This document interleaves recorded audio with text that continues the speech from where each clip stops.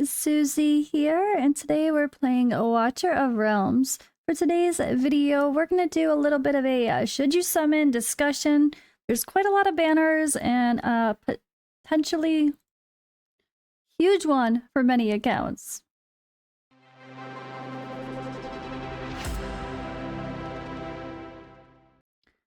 Okay, so should you summon on Saturday for Praetus? Yes. Unless he's A5, yes. Could there be something else coming? Yes. Can there always be someone or something else coming? Yes. So, you get my picture. You get my picture. You get the picture. You get my point. I'm tired. Yeah. So I don't think we should overly worry about what's coming next when someone as good as Praetus is on this banner starting Saturday. So we're just starting there. Yeah, Praetus, should you summon? Yes.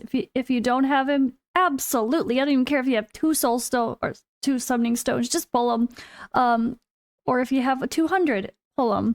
I think it's really silly to play the waiting game and be like, oh, is there another lord coming? Oh, is there whatever coming? When, who knows exactly? Things are always subject to change, even if things get revealed. And honestly, at the end of the day, like, if you don't have Praetus on your account, you want Praetus on your account. End of stories. So I think this is a no-brainer, and I can't see any reason not to pull. And if you care even just a little bit about guild versus guild, this guy here is kind of the big BP guy. So if you get him, you get awakenings of him, it's going to make your best demon soldier possible because of this guy. So that's also a no-brainer if you do care about Guild War. I don't have a Uredin, and I have an A4 Praetus looking for my A5. It's so amazing. Yes, please. So I absolutely am going to pull for Praetus to try to get that A5. I'm not playing the waiting game for a soulstone because my account has not got a single soulstone since just around when the unpolished ones popped. I got like 1 soon that day or soon after, and then none of either type. I'm not playing the waiting game. I'm pulling now. So yeah, this is an important thing. This is also an important time to spend. I know that's so silly, but I keep saying that it's true. Like, even if you don't know if you want to pull that much this weekend, maybe you're iffy on you already have Magda, you like this guy, but you don't know if your account really needs him or whatever it may be. Who knows what's coming? There's always could be something coming, so just keep an eye out with the packs. There's the ancient gift that's not a gift, but terrible choice of words, but still a good deal if you are a spender, so we'll give them that. But overall, yeah, there is some interesting stuff in the shop. I already spent on a couple things. There's really good skins right now, so just keep in mind that buying a W Gold when there are events for Smile 1, my links are always in the description and pinned comment. It's a smart choice. Try to buy when there is events. And I do have some news coming soon regarding spending that is very important for US players. Like, so pay attention, make sure you're subscribed to the channel. I will be posting a video later that's super important and could be very impactful for some accounts if you do choose to spend in the game at all. Just, yeah, pay attention to the channel.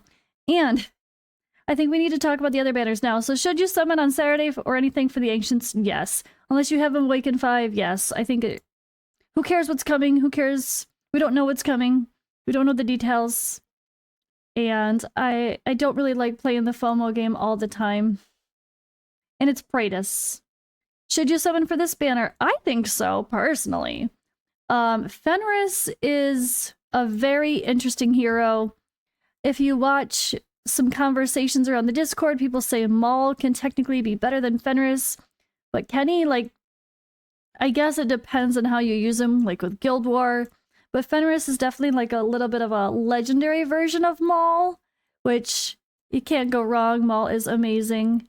And he also does something that Maul does not do, and that is boost allies, gives them rage regen, like an Elowen. So you're getting like Elowen type rage regen from a damage dealer. If you already have another healer in your team, or using Dao Chan as a swing, heal, and boost, you don't even need to put Elowen if you could survive, depending on what content you're doing, or whatever. You can use this guy instead. You could use a different healer like Fenris with damage mitigation in a wide range of healing instead of Elowen. Like, this guy can help you have an amazing Northerner team, or maybe an amazing cultist team with all the control in mind, or maybe, I don't know, anything, stun. There's just so much going on in this kit, and I think it's a really cool hero. I think he's a solid to summon for. We always are gonna have new heroes coming around the corner. When was the last limited? That is something to consider. But is there one coming now? Not that we know of. I haven't heard any rumors, and I'm trying to avoid them if I do. Regarding any limited heroes, I don't know, guys. I don't think so.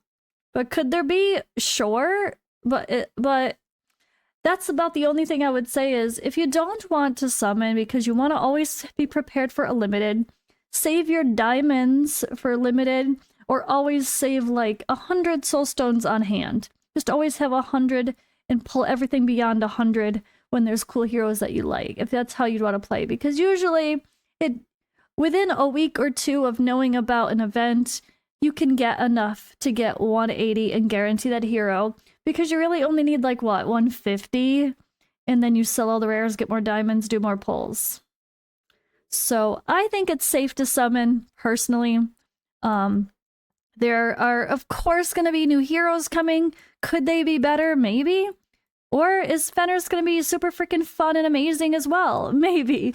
I have seen people posting videos testing him, and I did watch Blunt Guts as a little bit of his video, and I liked the way he summarized things in the end. He did some comparisons, like, okay, Nyx is a much better damage dealer, period. She smacks. She really does, too. She puts out insane AoE damage.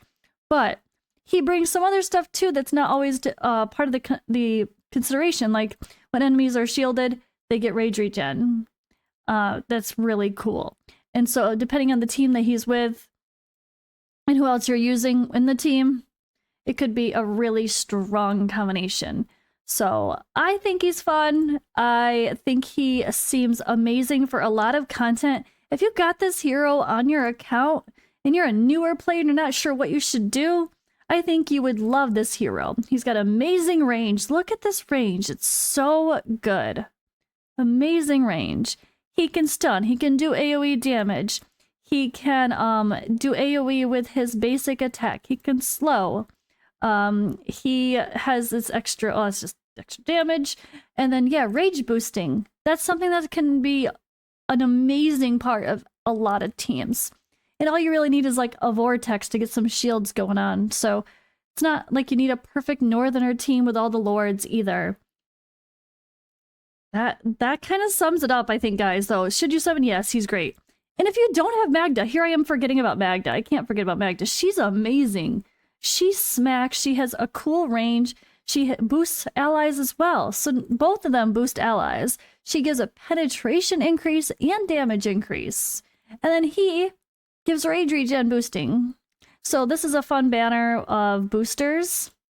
And that could be amazing alone. But she's great in so much content.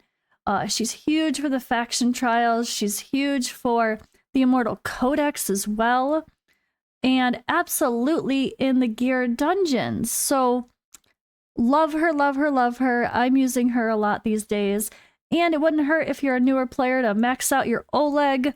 I've heard some quirky uses for even Cellcat that I might have to try one of these days with this.